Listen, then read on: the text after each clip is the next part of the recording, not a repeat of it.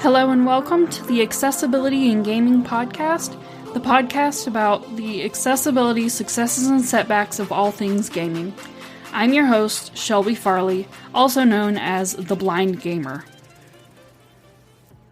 In this episode, I will discuss The Sims 4, what it does well, and what could be improved. So before we get into The Sims 4 and my thoughts on the accessibility of it, I thought I'd give you a little bit of background about myself. You may be wondering, who am I to say if a game is accessible or not? How would I know?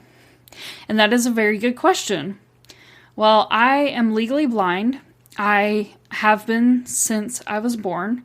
Basically, what that means is I have almost no vision. My vision is so bad that I can barely count fingers a few inches away from my face. I won't go into all the fancy lingo to describe what my vision is like here. If you want to know more about my vision, you can go to my main YouTube channel.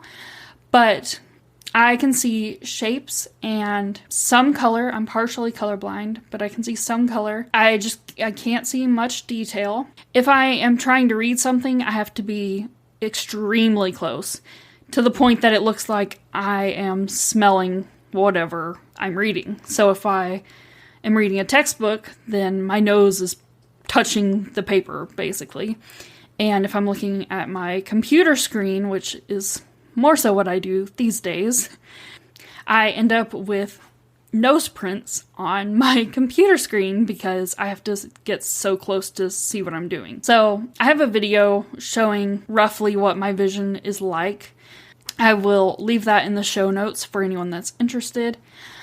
But that is my main disability, I guess you could say.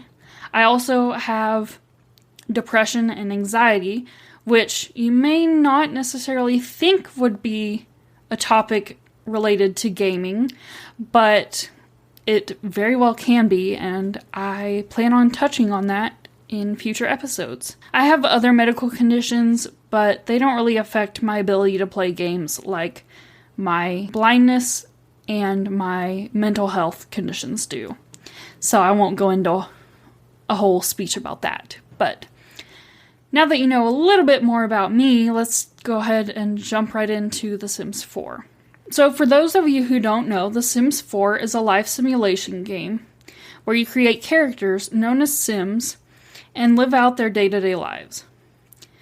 You get to control all aspects from what they wear to what their personality is like, what kind of job they have, where they live, and what they do for fun. This is a game that I have been playing since probably about middle school, and for context, I have been out of college since 2018. So it's been quite a while since I started playing The Sims, not The Sims 4, but The Sims series itself, I've been playing for a very long time. So The Sims 4 is definitely not my first Sims game to have played. But since that is the version that is the most recent, as of right now, I thought I would discuss this version specifically in today's episode. I can always discuss past iterations of the game in the future if anyone is interested, but for now I thought I'd start with the current version. So overall, this game does accessibility really well. The ability to zoom in and out in live mode is incredible. I'm able to zoom way in on my Sims and see what they're doing and click on objects that I need to interact with pretty easily. And that is very impressive. Considering how bad my vision is, it is hard for me to see things well. And the large range of zoom that you get from The Sims 4 is very, very, very helpful. So that is the big thing that I think The Sims 4 does really well. Another perk to The Sims 4 is that there is the option to change the size of the UI, which is great for me because initially it starts out very, very small, and even with my additional magnification tools that I use, it's still very hard to read and interact with. So it's nice to have the ability to adjust how big the user interface is. However, there is a downfall to this.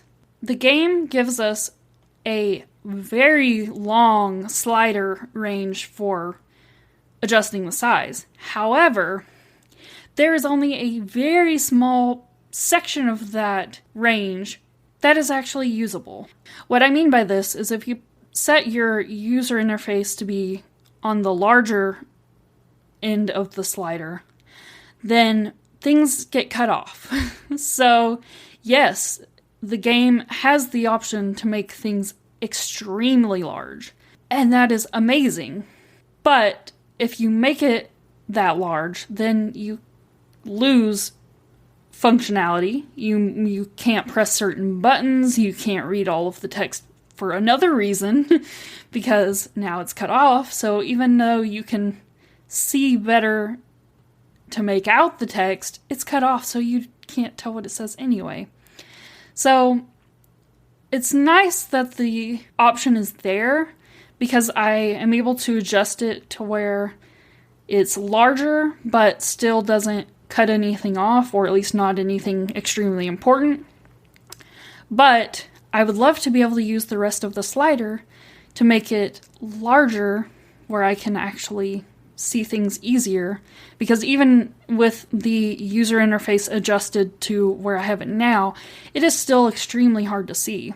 Not just the text on it, which I will get into in a minute, but the buttons as well are hard to see and click on and know what I'm interacting with.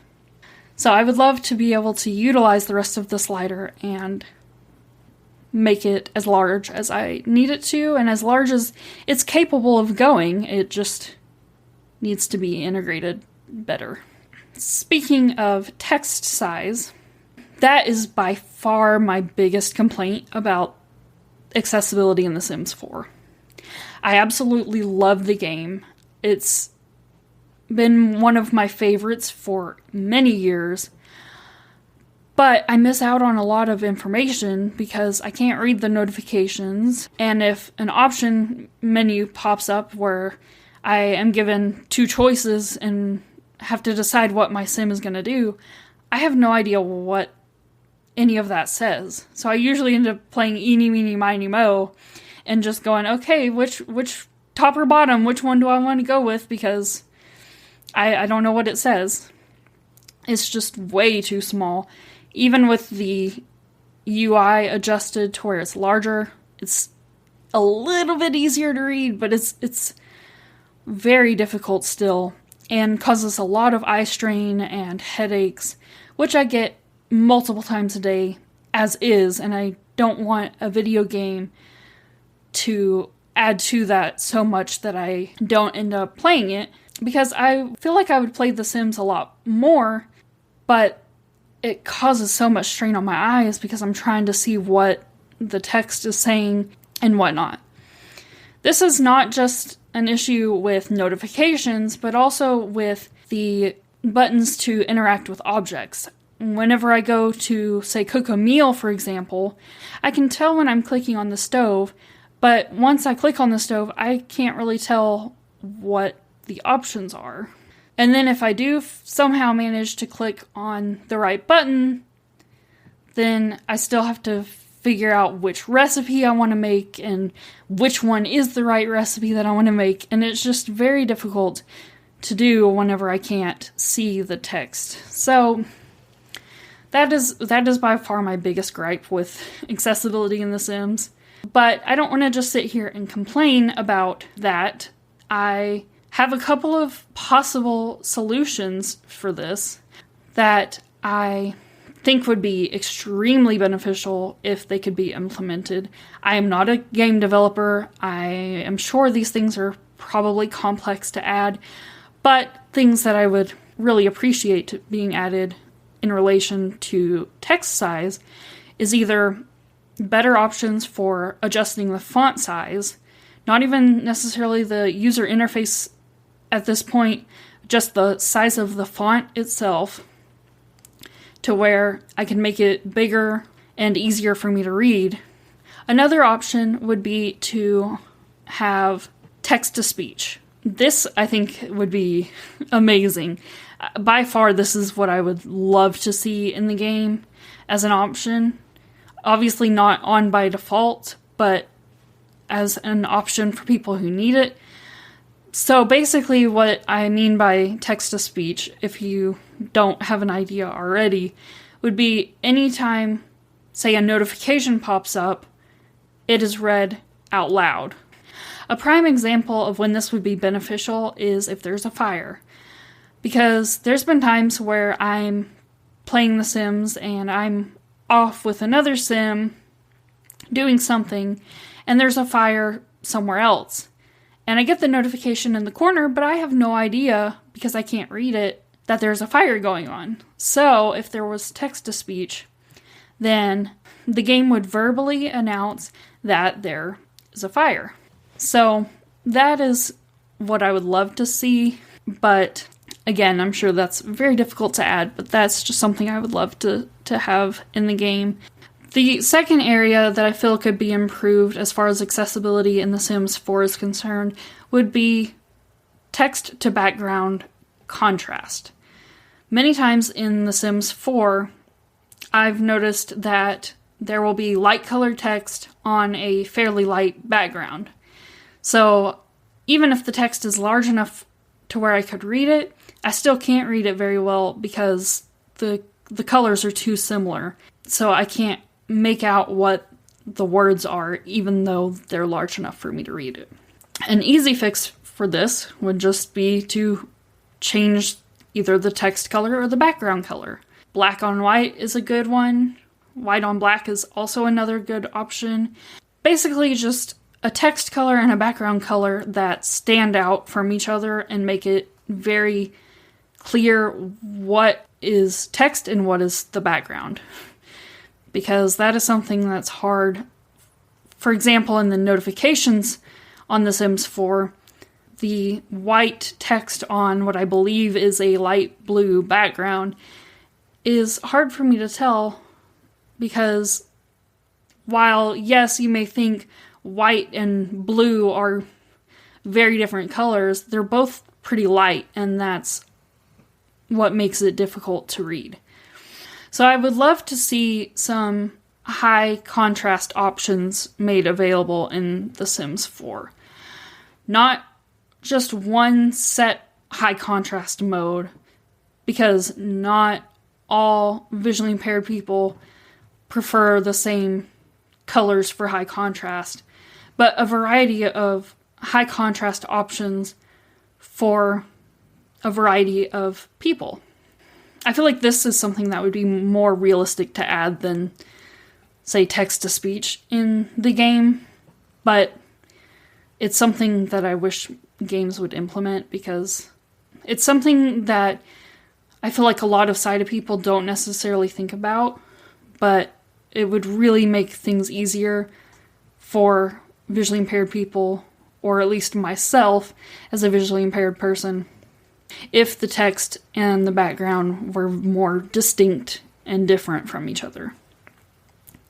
The last thing that I will cover as far as things that I think could be improved about accessibility in The Sims 4 is clothing items and build buy items.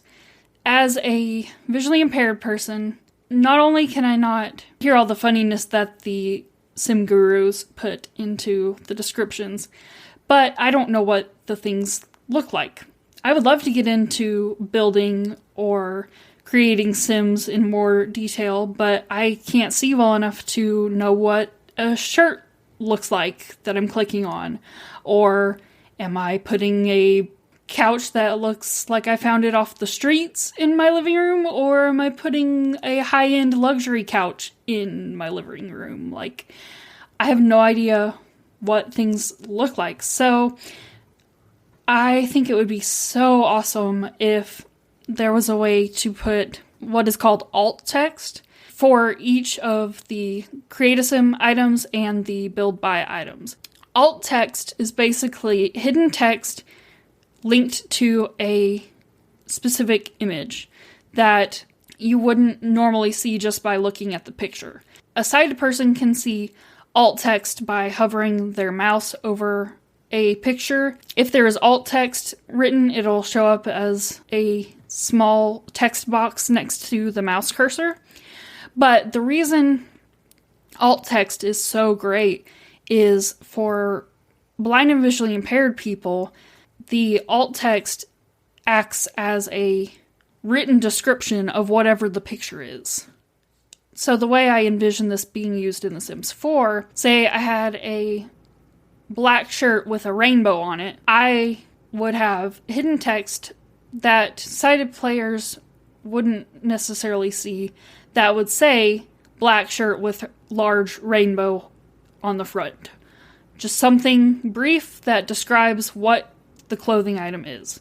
If that could be implemented to create a sim and build by items, that would be so cool, because I feel very left out when it comes to those two features. Those are very big parts of the game that I just haven't been able to get into as much because I can't see detail, so looking at the objects is hard enough as it is. And then I am also partially colorblind, so when looking at certain items, I don't know if they match. Like if I have a shirt and some pants, I don't know if they clash or if they look good together. I don't know if I am putting two very harshly contrasting pieces of furniture into the same room together. I can't really get into building and creating Sims because my vision is so limited, and I try to do the best that I can, but I don't really take pride in my creations because I know that my Sims don't have matching clothes or their house has mismatched furniture, and not in like a cute trendy way either, just like a hodgepodge, like very thrown together kind of way that doesn't actually look good. So if there were an option to have like a hidden text or an alt text, whatever you want to call it, basically text that would be read aloud to me to describe a item, but that wouldn't get in the way of sighted people who don't need the description, that would be really great. I feel like I could actually get into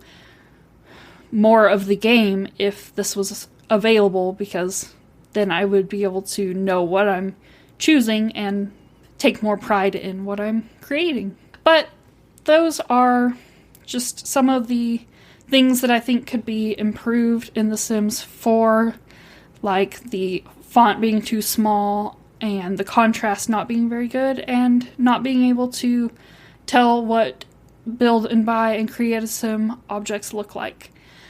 But the game is very high up there in terms of accessibility success in my book, because they do a very good job overall.